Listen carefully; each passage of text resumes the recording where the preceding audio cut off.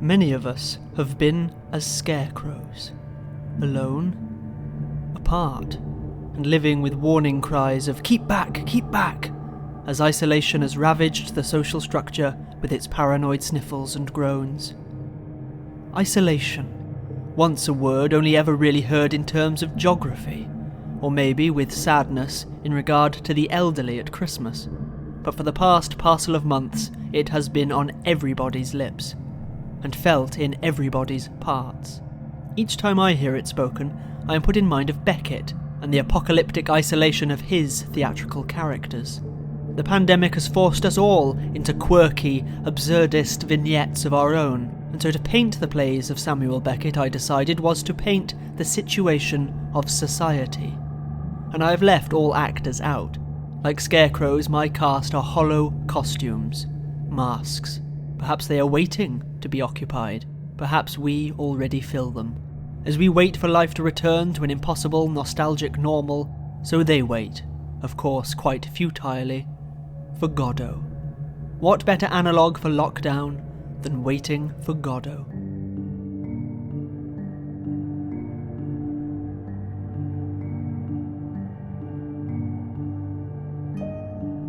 Stuck in an uncertain hinterland, waiting for the arrival of hope, time slipping, memory fading, boredom growing ever more tentacular.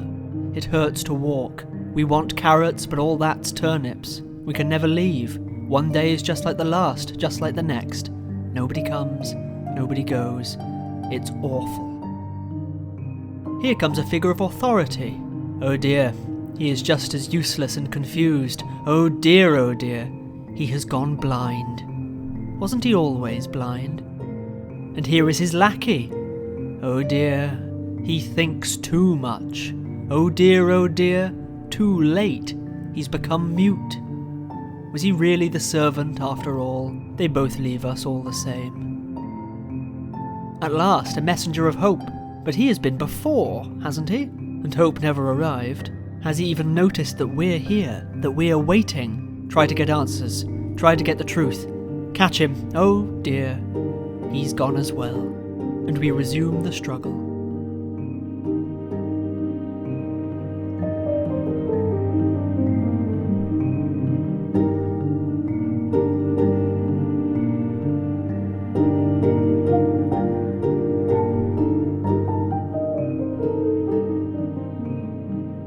The ultimate Zoom call. A triangular relationship is dissected as a man, a wife, and a mistress tell their story from three great urns in which they are trapped.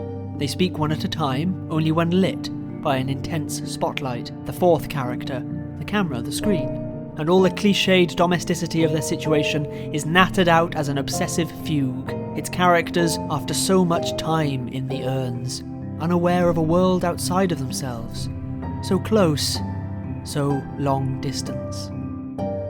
I break my rule of no performers here, but it is only to reveal the mouth of a woman, speaking incessantly for a sole listener, and with the assurance that this disembodied body part strongly resists, perhaps even fears using the word I, struggles to acknowledge themselves as an individual identity, and carries the desperate title of the play.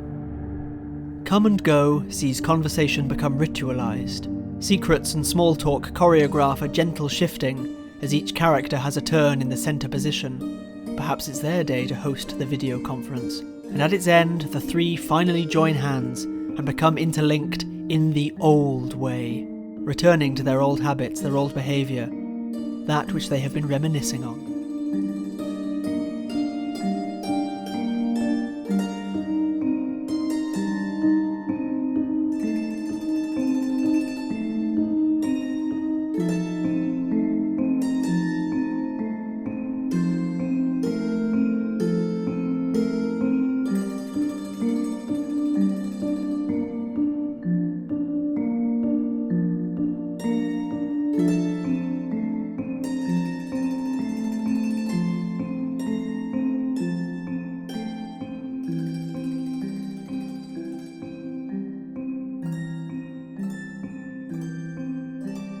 A director instructs his assistant to mould the aspect of a lone man on the stage. He orders he be changed from her ideal into his, stripping him of his dark dressing gown, leaving him shivering, and demanding that his face be kept out of the light, unseen for even an instant.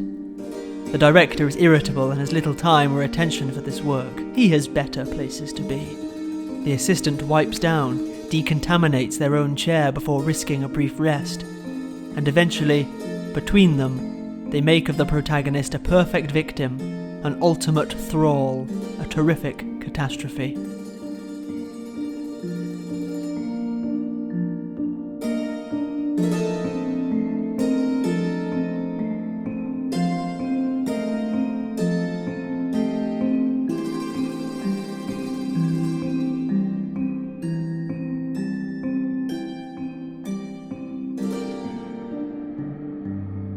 In a shack, seemingly at the end of the world, Ham and Clove battle and banter, waiting for the chess game of their habits to be ended.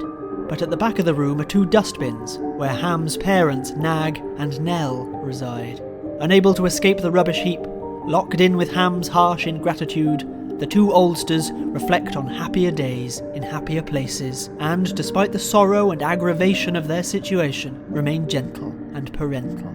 When Nell apparently dies, not appearing from her dustbin anymore, Nag retreats as well. The pair, despite their isolation, still swept away. What starker image of isolation than old people in rubbish bins, trying, but dying.